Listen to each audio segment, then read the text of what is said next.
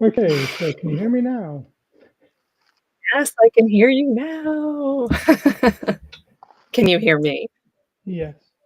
And sadly, I Cool. just figured out we didn't have to do that whole countdown waiting to get this started. We could have just clicked this other button. Oh, that was a huge fail on my part. So, thank you for Hi. joining me, Ivory. Yeah, thanks for having me. So, um, I don't know if anyone's tuning in out there yet, but this is Ivory Tiffin, the legendary, Hello. the narrator of Dead Friends, and I myself, Jason Davis, uh, author of Dead Friends. And yeah, we're gonna try something a little bit tonight. We're gonna talk about dead friends and stuff. Cool. So Yeah. And this is our first time ever actually talking. So this is great. We've emailed quite a bit, but yeah, I gotta say it really. I thought about that. I'm like, we never actually chatted at all. It's been a lot of email back and forth. yep. Wow, yeah, it's very, it's wow. Yep. So, Here we are. so thank you for joining me for this. I Sure. do have it set up that if anyone comments during the live stream, it should pop up below us. Okay. Um, and I do see that we got somebody watching. Ooh, we've Yay, got one someone. person. I'll apologize that I could not get the TikTok stream up and running. That TikTok and live streams, unless you're doing it through TikTok, just do not Ah, work well. yeah. So This whole uh, live stream world is new to me, so uh, I'll get you into it event. I'll get you okay, into cool. it. So, well, and it saddens me a little bit because I am part of like all this, kind of community on TikTok where we kind of all sit around and authors and narrators and chat about stuff. And so I Yeah, was really wanting to get them involved because a lot of them are the ones that I figured would be the one to engage with us the most. right. So I was a little disappointed about that. Um, so yeah. Well, I guess let's get started. I think first off, I'll apologize. It's been almost 10 years since I've done anything like so.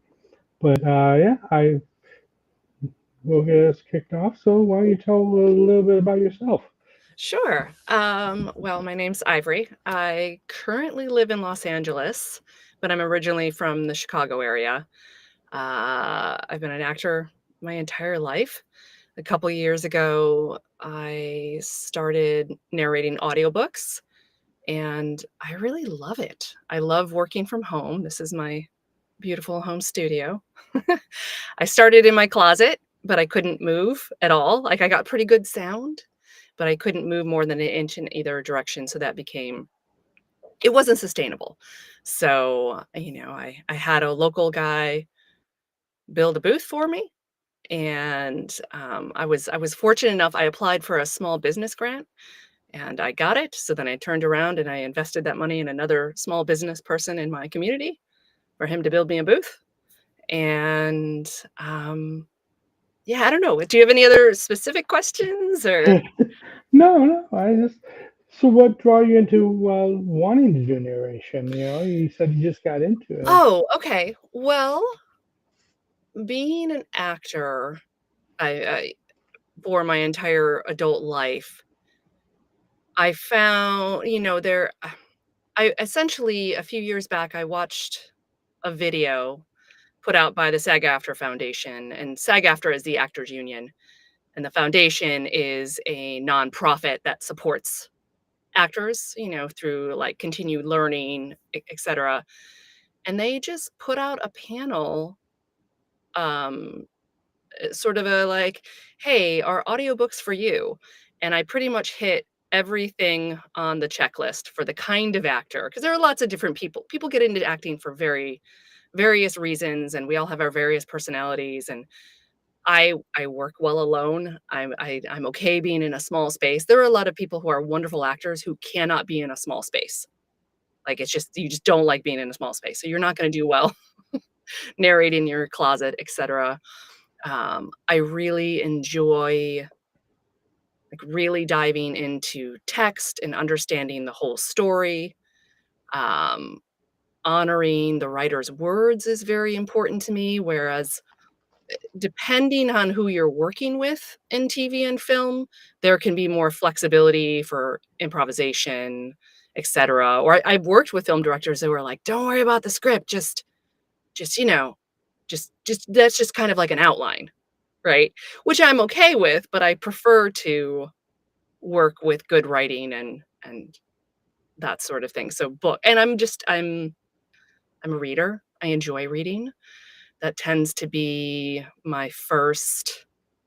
If I wanna learn about something, I will find a book about it and read the whole book, and then read a couple of books that are referenced throughout that book. Um, yeah, I'm just a reader, so that it was kind of, it was a natural it was a natural fit, if that answers your question. I know that's kind of a long answer. Hey, we got plenty of time. Long answers are best. Okay, so you love to read. That's hey, I love to write, so I love to read as well. Um, what is something you look for? What are some of the projects you like to do the most? Um,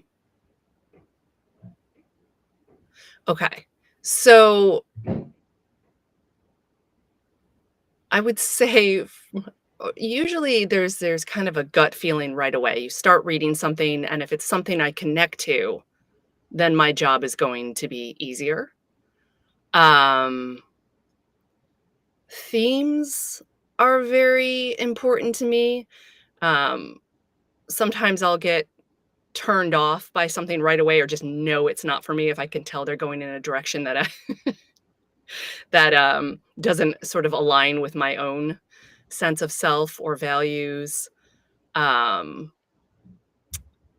but I would say it's really just a feeling and if it flows. And sometimes I'll read some like for instance, I saw something the other day, an audition, and it was well written and I really liked the story, but I just knew that I wasn't the person for it. But I had a friend in mind and I could hear her voice in my head who's also an audiobook narrator. So of course I emailed her right away and said, "Hey, have you seen this?" kind of thing. Um, so it's good writing, good storytelling, good characters. I tend to lean I love certain genres, but the genre is less important to me than what the book is trying to say. If there's a clear idea of what the book is trying to say, um, I I just kind of it's one of those I know it when I see it sort of things. And I know it's not right for me if I start feeling like irrationally angry. Like, don't get mad at the book. Just it's not for you. Yeah. Okay. Well, how about here's the $1 million question. What brought Okay. you to Dead Friends? What got you? Okay. What I really liked initially about Dead Friends, I connected right away to the themes of PTSD, cognitive dissonance. There's this theme throughout the entire book of this shouldn't be happening, this can't be happening, but it's happening. And that was something I really related to is those all those things that shouldn't happen but continue to happen. In our world, is it because there are, vampires, werewolves, etc.? Probably not. But I think that's something that so many people can relate to is all the things that aren't supposed to happen, but they do. Is that something that resonates with you at all? That feeling of like this shouldn't be happening? I feel like it does. In fact, you mentioned that, and I feel like when I write, that is something I always try. I think that comes through a lot of my books, Mm, um, largely because I feel like when I'm writing, I try to think of. I feel like when I read a lot of books, a lot of characters I read, they don't. It's almost like there's a disconnect where the characters don't live in reality of being able to. We live in a society that has horror or scary stuff yes. everywhere. So Yes. to have a character not acknowledge that that Mhm. stuff is out there and just not be able to like be completely oblivious to it is something that just never sits right with me. So when Right. I'm writing, yes, okay, so I've been exposed to all this media, I've been exposed to scary stuff my whole life, but do I ever actually expect any of it to happen to me? And Mm. holy crap, no, this shouldn't be happening. None of this should be real. None of this should be possible because this is stuff that is fiction. And so when, to me, yeah, that when I put a character, there is a sense of that where I no, this shouldn't be happening. There is, like you said, no, my friend And other shouldn't people be tell you, "Oh, doing that's not what's happening," and you're like, "But it is." yeah, Yeah. exactly. And then, like with dead friends, she kind of questions her own sanity for, a little bit. And she's like, no, I can't tell people about this because they'll think I'm crazy. And Yeah. there's a lot of that. So, yeah. Yeah, Um, it's interesting, before this, I haven't read a lot of horror books, but when I watch scary movies, I tend to like, if I like the story and I like the characters, that's what draws me in, and anything that's kinda gross, I'll close my eyes and wait for right? I was really surprised how different of an experience it is being the narrator and sort of driving the story, that I could connect to the scary or disgusting things happening, and I didn't feel like a passive victim the way I sometimes do when I'm watching a movie. Like, it didn't feel like it was happening to me, I felt like I was driving the story, and that felt completely different to be able to still connect without feeling like I was a victim to it. well, you're the creator of it this time. Yeah, it's a di it's a different feel, for sure. Feels good to be able to kill those people, don't it? It feels good to be able to really sort of, I don't know, examine the grossness of it without feeling totally overpowered by it, the squeamish things that normally I'd be like, "Oh, I don't wanna see someone's body get hurt," you know? I've often Mhm, had a my idea for a horror film is to use the blue liquid that they use in, like, diaper commercials or, like, the unseemly if you did an entire horror film with blue liquid just as just to do it, just as a statement, then it like that thing that, like, it makes something palatable for some reason, like, the idea behind using the blue liquid in a diaper commercial is that it's not gross, but I don't know. I don't know. I just always thought that would be funny. it's not gross until you see it something coming out of somebody's body. Yep. And yes, that's where my mind goes when I hear that. Yep. Um, but yeah, I really so what drew me to Dead Friends, I also really liked, um, I don't know if it was intentional or not, or shall we say deliberate or not, but the playing with the idea of sort of like generational trauma or ancestral trauma that we keep repeating. Like, we can't get away from our family stuff, even if we want to, even if we think we're removed from it, right? Even if you don't hang out with your family, it's like we're still repeating the same patterns, and it takes a lot of work to interrupt those patterns. And I thought that that was something I really liked about it too, the sort of the generational aspect of the story and going back generations. Um, I think Uncle Tom was my favorite character. Which kinda surprised me, or he was my favorite to narrate. I was like, "I'm really" like, I didn't know that that was gonna come out of me, but I really like him. I feel like, I could see that. He was kind of, in his own way, he was sympathetic in his own way, even though you never really got to meet him, but he was a huge Right. part of it.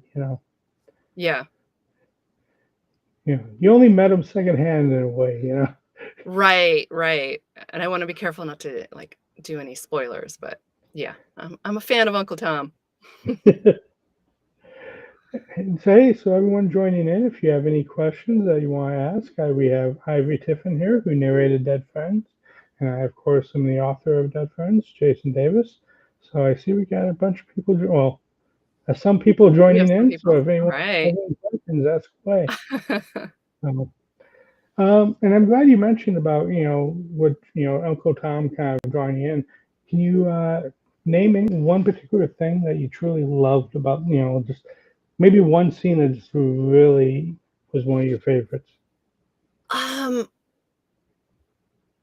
with okay, so with so with Uncle Tom, I think what I liked about him was or let's put it this way, I think I related to that feeling of just kinda, like, giving up. As sad like that we do it for a day or a week, and then we get back but that feeling of just, like, I really did my best, but there was also so much love and care for the protagonist, Lizzie, that with what he had left of his miserable existence, he wanted to do his best to help her. Like, there was that feeling of, "You know what? It's not gonna happen for me in this lifetime, but maybe I can do something," you know, I just I think I felt his defeat, as depressing as that sounds. I felt how I understood his defeat, let's put it this way, but I also could relate to his he still had so much love in him, because otherwise, why would he bother to try and help Lizzie? Um, I also I really enjoyed the relationship between Lizzie and her ex-boyfriend, Roland. They had a very complicated, um and there's a scene where they're already broken up. There's some unsureness. Lizzie's not totally certain if there's been infidelity or not when they broke up. There's a lot of confusion around the breakup, but they decide to go to a concert together and they find themselves falling back into their old patterns of the things it's like you really see in that scene the reason why they were together in the first place. So I really enjoyed that scene. It felt very true. Like And it's funny you bring that up because when I've been when do like little promotional snippets, videos through mhm. Instagram and TikTok. That is actually one of the scenes I keep using from the Oh, narration good. is Oh, good. because I love well, and I hate to say it, but that was also one of my favorite parts of writing the book. Yeah, So I love the narration. I love I love how you brought that to life because I just love that whole they're talking about Ed Sheeran and yeah, it's obvious that he never doesn't really know too much about the artist, but he right. likes him for her, and just I was just completely oblivious to what one of the songs was even about. I Yes. love that scene, and I love sharing that little snippet all the time. I'm so glad it came out in my narration because you don't really know as a narrator, you just kinda you do your best and you hope, right? So Mhm. so I'm glad that that scene that it came through that came through in that scene, so And I'm glad, as a writer of it, I'm glad it resonated for mhm. yourself and multiple people. So I'm glad that that hit like I hoped it would. Yeah. Yeah, it really sort of brought because there's so much tension and fear and terrible stuff and confusion in the book, and it was just like, for this little snippet of time, she gets to feel like a regular person again, and those people in our lives that make us feel like ourselves, like she could be herself in that moment, like her true self, even though she was mad at him, even though they had all this history or, but that thing that different people will bring different things out of us, and that I don't know, I just got the feeling that she really felt like she was herself. Like, she got to be her true self in that scene or and just forget some of the craziness that was going on, briefly, until it all comes crashing down. And yeah, I like I said, I always try to include that kind of comedy somewhere in it. So I'm glad each of my books, and I'm glad that came through. So we do have a question from one Okay. person. Do you have a favorite spoiler-free line from the novel? Okay, I do, and I might be paraphrasing, um, but there's a line where Lizzie, and I don't remember which chapter when this is, Lizzie, the protagonist, has this moment where she says something to the effect of, "My friend died because I had made it too easy, and I'm done making it easy." That sort of thing, and I don't know if that, uh, I'm wondering if you haven't read the book, if that would make any sense to you, but for me, it was that feeling of when you're a person who's a bit of a people pleaser or a pushover or sometimes a doormat or, like, wants to keep everyone around you happy and not be a problem, when you have these moments where you realize all the damage that's done by not standing up for yourself or standing up for another person, and to just make a to for Lizzie to make that sort of active choice that I'm done making it easy. Yeah. I don't know, I forget, do you remember the exact line? Or do you know Um, what part I'm talking about? I'm I'm wondering. trying to think. It's not ringing a bell, actually. I know of a place where that line might be in there. Which Mhm. is funny that I wrote the book. You would think I would think, are we Well, and I thinking make about my when notes, she? I don't make exact line notes usually, I'll just kinda Yeah, write about, like, a chapter summary or a, um is that but when she is getting ready to go back to the cabin, or maybe. it Maybe. sounds like it would be. That's what I'm thinking. It's like that feels like something that almost feels, and the reason why it's sticking out in my mind is it may be. I'm probably the only one that really appreciates the diner scene. Um, Oh, the diner scene is fun with the truckers? yeah, Yeah, I love that scene for so many and reasons. the waitress is Yeah. good. I enjoyed the waitress as well. Well, I enjoyed the waitress, and I enjoyed, the think of it, I think I almost have a diner scene in almost every one of my books now that I think about it. But there is just the idea of where she's just sitting down and just all this crap's happened. I'm gonna make a list. I gotta get this straightened out. The idea of just taking that Right, pause, of thinking about things. But when you say that line sounds almost like what I would put to end that scene. right, And that strikes me as how I would almost end that chapter. Now that I can remember, that's the exact place, but that seems right. like where I would put that. Yeah, where she's taking stock Yeah, and kind of acknowledging, "Okay, this is this is everything that's happened. This is what's gone wrong," and it just yes, she definitely there was a pivot in that scene where she makes a determination. That's where she, at the end of that chapter is when she does the bit of the mic drop with the 2 truckers are yapping away, talking all their talk. One of them's kind of a big mouth, one of them's more of a disbeliever, and she basically just kind of says what she needs to say and walks out. which to anyone out there, I don't feel like it's too much of a spoiler because for the most of that scene, they're actually talking about my other books and the Invisible Spider Oh, series. okay. So it's like referencing other books. So I don't Ah, feel like that's too much of a spoiler for this book. But I right. do like, you're right. She kind of has the mic drop where you guys are talking about the dead coming back from life. I've Yeah. seen, I've lived it. you know, Yes, exactly. mic drop, walking out. Exactly. So, Yeah, I also enjoyed the way there were so many different subgenres pulled together into one story. Um, and oh, I hope this isn't too much of a spoiler, but I also really, you had mentioned at one point that Sheriff Lowe was a character from another story that you were writing? Sheriff Lowe, the I've started um writing that. That I plan on that being my. I've got two books coming out next year. The mhm, third book, the one I'm just starting, I have just started writing that one now. Yeah, yeah. I like Sheriff Lowe. That's a good character. I fell in love with him, and I'm falling in love with him more the more I give him backstory. Do you,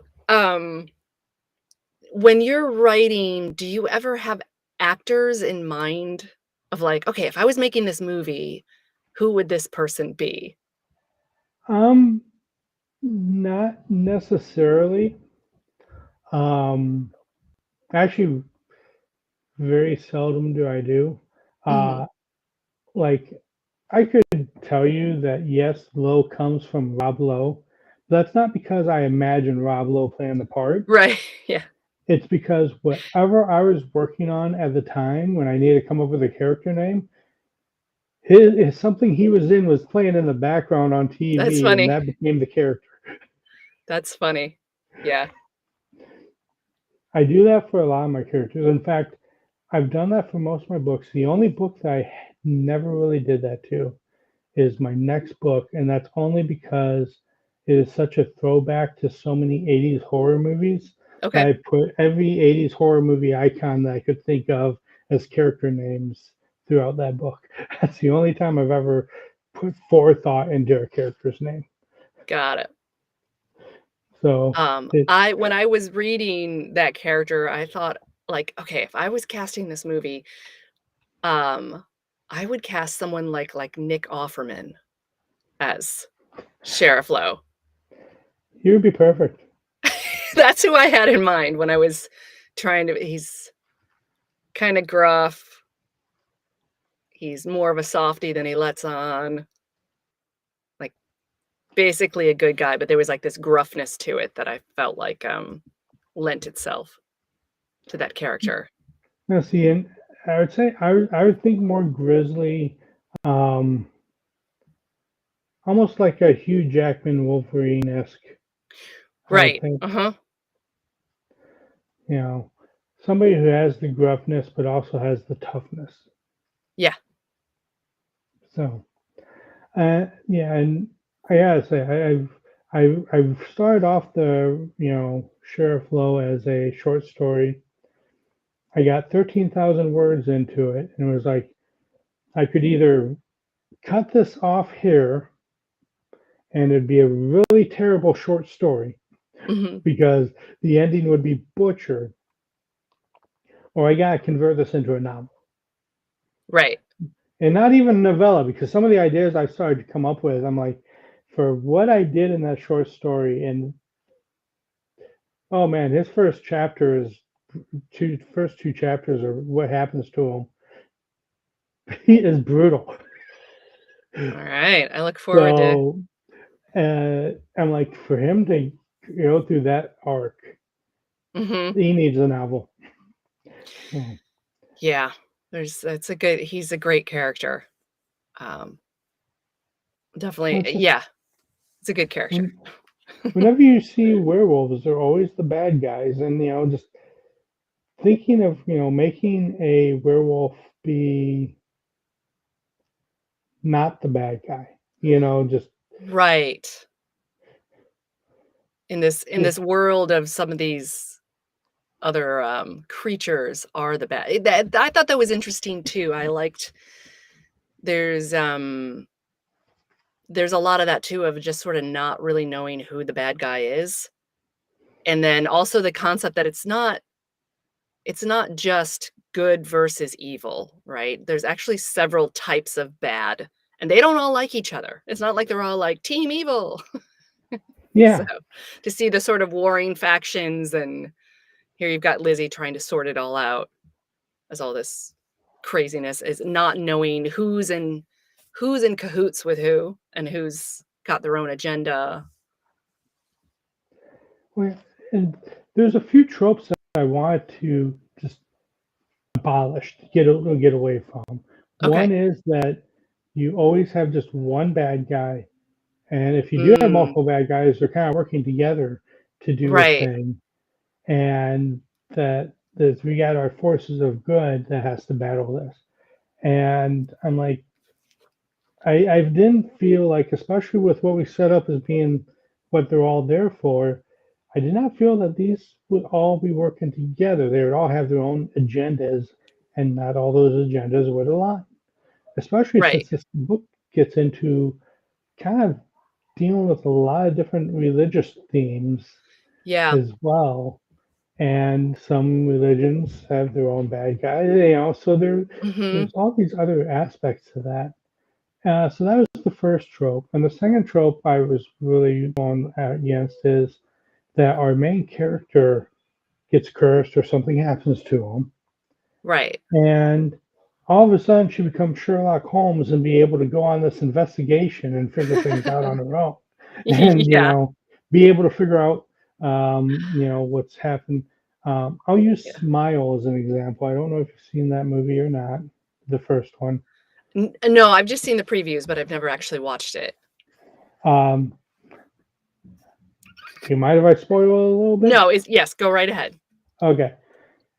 She gets cursed where anyone who, is in the last moments of one of these characters that is smiling, Right. all of a sudden that curse jumps to them, and now they start having the curse follow Right, them so with it's like smiling viral faces. curse, almost like, oh, what was the Denzel Washington movie with the Fallen. song?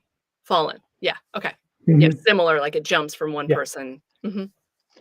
And all of a sudden they get to investigate, and they think they have it at the end figured out how they can survive. And it's they do all this investigation. That's a trope that actually kind of annoys me, being that they can figure it out by doing all this investigative work.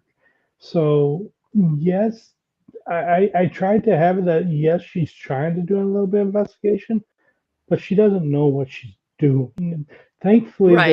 there's these journals, but she can't really go out and figure out what's going on. Plus, she goes out, more people die. Yeah. What a burden. What a terrible burden. um, did you react to Elizabeth and Chuck dying like they did? Um,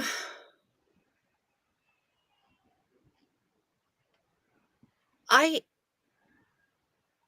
I I was okay with it. Oh, you mean okay, when they first die? The first time they die? When Right. they die from Like, okay, sorry, I was thinking towards yeah, I okay. was thinking, did it catch you completely off guard or?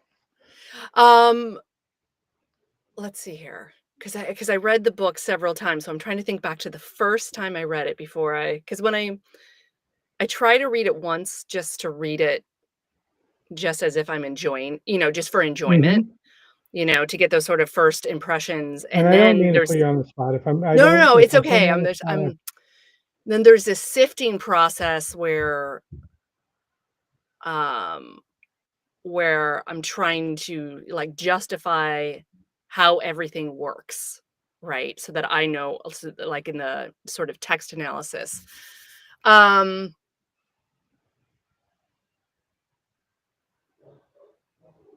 I, d- it wasn't. I don't think I saw it coming. It was one of those things where it's like right before it happens, you kind of you're like, oh, when they're driving ahead of her, and you're like, oh, There's that's a always meant to be one of those moments like the diner scene where a little bit of fun, right, things right, calming down a little bit. She's got the one dead friend, but it's supposed to be this right. kind of moment of peace. And then freight train, or in this case, semi truck. Right, right. I will say one thing that I thought was really interesting about Chuck's character and I don't wanna spoil too much. I thought it was interesting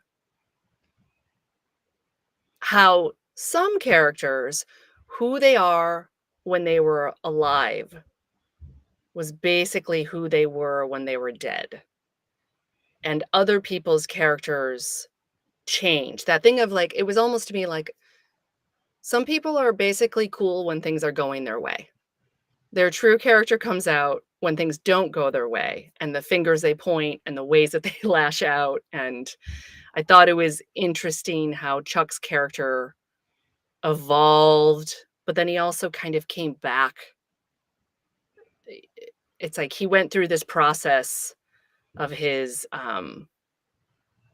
anger and how he reacted, and then whereas, Elizabeth was pretty consistent. Her character is pretty how she treated other people was pretty consistent. So, hopefully I'm not speaking too much, but No, not too many people are, really tuned in. So I figure that if any, I'll chop this up later and post it out, in okay. Yeah. segments.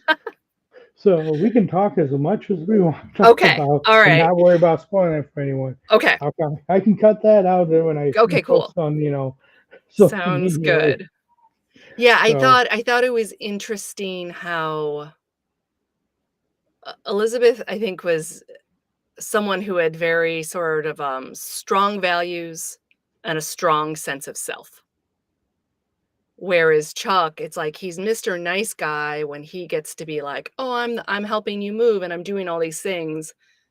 But as soon as my life isn't what I thought it was gonna be, I'm just gonna, like, shit on everyone else.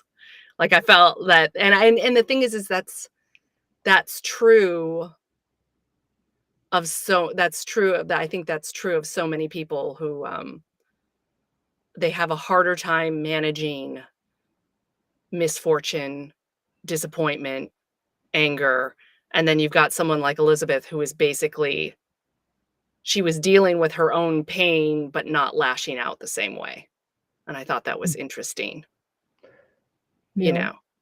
and until you actually mentioned that, I had thought of Chuck a different way. Oh, yeah? Um, I wanna hear it. but when you mentioned that, I started to think about the stages of grief and how Mhm. it was anger being, denial and anger being kind of those Well, early and they was, like, stages. doing, like, creepy things, like watching Lizzie while she was showering, like, "Come on." Yeah, You know? Like, he was just, like, a little bit of, he wasn't as nice as we thought he was. yeah, Whereas Elizabeth really is and continued to be a caring person. Um, but then towards the end, Chuck, it was like he found parts of himself again. It was just, I just thought he was an interesting, complicated character, and I think we all, you know, everyone has the good and the bad in them, and I thought that was kind of an interesting exploration of I this know one part person. of I know part of where I came from with Chuck is in the beginning he is, dealing with his anger. He's so mad at Lizzie Yeah, for dying and blaming her. But once, the truck driver, I want to say his name is Luke. I'm terrible with remembering characters' names. That's why they change so often throughout a book. But once he came along, I then saw Chuck as being a character that is now having to. There's another man there, and he's being more protective of Elizabeth, and so his right. demeanor kind of changed. He had to step up a little. Yeah, And I think he kind of saw Luke as that mirror to himself, and it kind of allowed him to back off. right. Yeah, I definitely I think part of why I responded, had such a reaction to Chuck was I just felt, I personally felt the power of what the male ego can do to a person. So that's interesting what you were saying that like when there was another man around, he started behaving, but or he started feeling more protective how he would change. I definitely got I definitely got a sense with Chuck about that. I'm trying to remember the other guy's name. It's bugging me now. Yeah, it's bugging me too, and I wrote the book. I have a whole list of characters. I'm scrolling through. Um, I think it's either Luke or Jake or something like that. we I we I've been, I, I'm two books past right now that I'm Right. trying to remember the characters' names. Josh. Josh, So you were yeah. going, yeah, Jacob, Luke, yeah, Josh. Josh. Josh, yeah. Yeah. I can't believe I forgot that. Josh. Yeah, Josh was another interesting fella. Yeah. A lot of anger in that one and And sadness just underneath it when you see how sad he is. yeah. I think my favorite scene to write with Josh was the lawyer's office. Yeah. Yeah. I love writing chaotic scenes like that. Yes, and that was certainly chaotic. Yeah, Yes. there's something about having a scene where it's just something's going on, and then you got this somebody trying to interrupt around it and just causing this complete madness. Those are the scenes I always gravitate and just love writing. Almost like now this time I won't go into spoilers. Almost like the fire scene at the end when she's trying to get to the barn. Another very chaotic, everything Right. going on around her scene. Yes. Yeah. So, There was yeah, and also with Josh in the lawyer's office that he was just deriving so much pleasure from being a chaos maker. You see, it was very for him, it was like yeah, like, just, like, trying to get under her skin and doing so very effectively. and you know, I think something else, another thing that really I love about the lawyer scene, and this is something that is only me would know this, is something that is I haven't really I talked to anyone about this yet, so I feel like I want to get this out there. The joke that he tells. Yeah, Uh, my stepfather used to. Okay, so I gotta give this a little backstory. sure. Uh, I don't know if you ever know the show Hee Haw. I vaguely remember it. Yeah, Yeah. there's my stepfather was always really big into that, and there was always a sketch that they did every episode where they would do a song, they would play a little banjo, and then they would stop and tell a joke and then continue on. Well, my stepfather would always play guitar, and he'd play. His best friend would play banjo all the time. Every weekend we would go camping, and we'd have the whole campground to our campsite. By the end of the weekend, they'd be playing music all weekend. So no matter where we went, uh, but when they performed that song, that was always one of the jokes that he told, and it was always one of my favorite jokes growing up was the watch falling down off the house, and he was able to catch it because it always ran a little bit slow.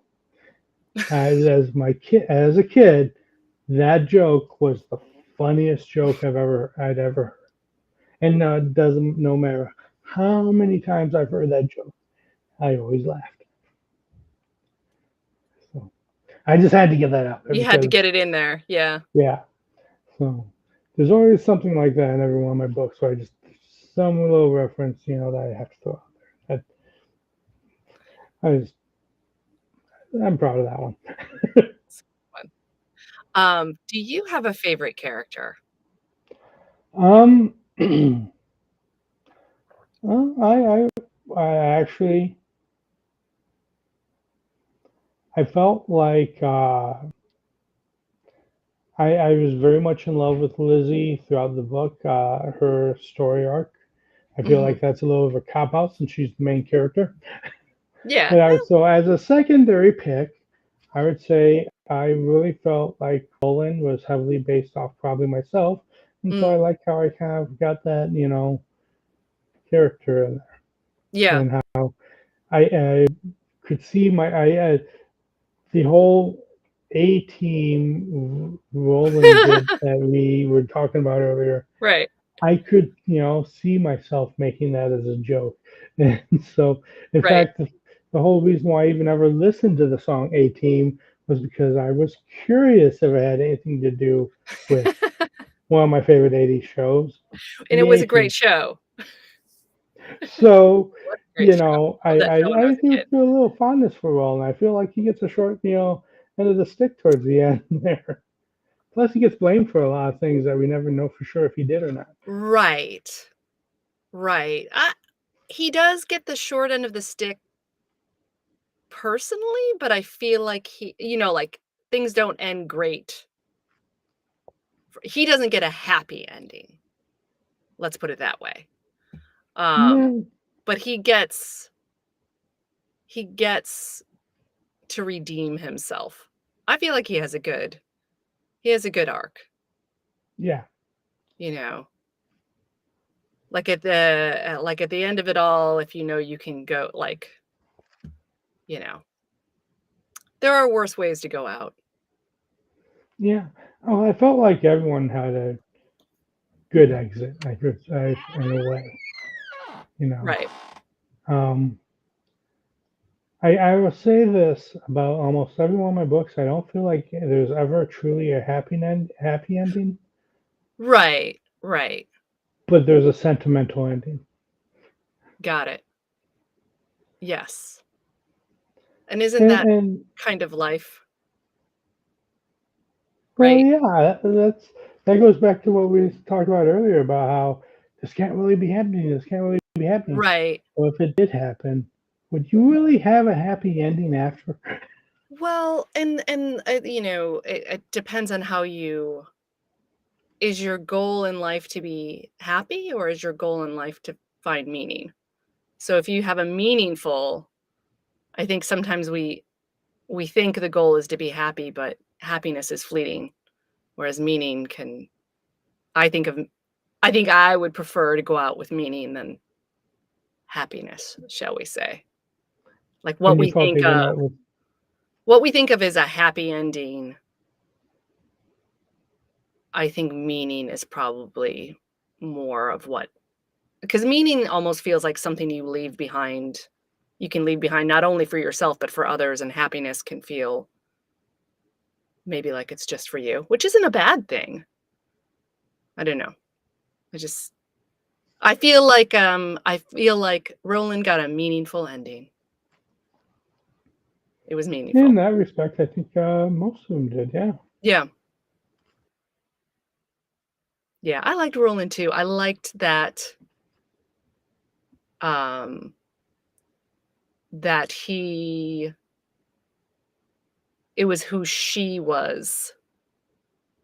It was who she was attracted to and who she cared about, and it didn't feel like it was a superficial relationship, like, there were things about him that bugged her, but because she loved him, she was attracted to all of him, if that makes sense. It does. I mean, that sounds like a real relationship to me. Yeah, exactly. It wasn't like, I think in some, yeah. He felt like a real human to me, and it's the kind of thing I think so often, in stories or in Hollywood, like, who we consider to be, like, the heartthrob guys are usually, to me, the least interesting. I'm like, "Oh, I get why they're appealing on a mass level, but if I ever met this person, would I actually fall in love with them? Because it's usually these sort of, like, quirky little things that catch you off guard that cause a real genuine connection as opposed to an idea of what a really attractive person is. And I felt there was something captured in there that Roland was exactly who she was attracted to and who she loved, and it didn't feel superficial to me. It felt like you said, like that's a real relationship. And it's surprising it's surprising. It's surprising, like, human beings are chemistry and attraction, they're like, we'll never really understand why two people it's I don't know if it's something that can be explained, but it's like you just sort of know it when you see it and you're like, "Oh yeah, that works. I get that." So now, if you were to cast this movie, who would you cast for Roland? Oh, um, How about this? Lizzie and Roland, as since we mentioned that they're okay. such a great couple, who we gotta keep them together. Who already cast for both? Okay, hang on a second. Let me make sure I'm getting the name right. I think the actor I'm thinking of, I think his name is, I wanna say, I'm just looking it up real quick. Um, I think Adam Brody would be a good one. Do you know who Now that you got is? me. I look. The name sounds familiar. He was on that. It's funny because when I was kind of researching a little, he was on that. It's like a kind of a cheesy show, The OC, Hmm. right? Where he's kind of the more nerdy version, like this there's it's like a teen drama that was out, I don't know, maybe 15 years ago. And that show really put him on the map. And I read this entire article explaining how Adam Brody made nerds hot. Right? Like, how it was an unexpected thing when they cast him. Um they didn't expect, the American public, how many, teenage girls and women would find him so appealing because he wasn't the cool guy, Yeah. right? But it Yeah. was like he's extremely charming, but he's not cool, if that makes sense. For a Um, moment, I thought he was the guy from the Maze and that, but no, he's oh, yeah. I could see Adam Brody, or even maybe like Andrew Garfield would be all a good right. Now one. that name I recognize. Yeah. I know. I instantly. Well, Spider-Man. So. Yeah, Spider-Man. And for Lizzie, Lizzie, the whole time I was more just being myself for Lizzie, so I hadn't wasn't really thinking too much outside of myself. Um, but I will say for, Sarah, I very much had in mind, oh my gosh, I'm blanking. Okay, hang on a second. I have a character list and I'm gonna use it. I very much had in mind Katherine Heigl. And the reason I chose I Katherine looked this one Heigl, up too. she was on Grey's Anatomy for a long time, is that she has a knack for playing sort of very, very difficult characters. She can be, like, difficult, um, and unapologetically bitchy, but then also she has a lot of kindness and depth. And so I thought of her as someone who could play these different all these, 'cause Sarah is such, there's more than one side to Sarah. Like, on the surface, she seems like one thing, but there's other things going on, and then there's the whole play of when she's not really her. It's not Hmm. really Sarah, it kinda goes back and forth of when it is. Okay. So, so I had, Katherine Heigl is who I would have cast as Sarah. But Lizzie, I hadn't really given it I wanted to for me, it's much easier when the main character is closest to myself. So I didn't really think too far out. Did you have anyone in mind? You know, I actually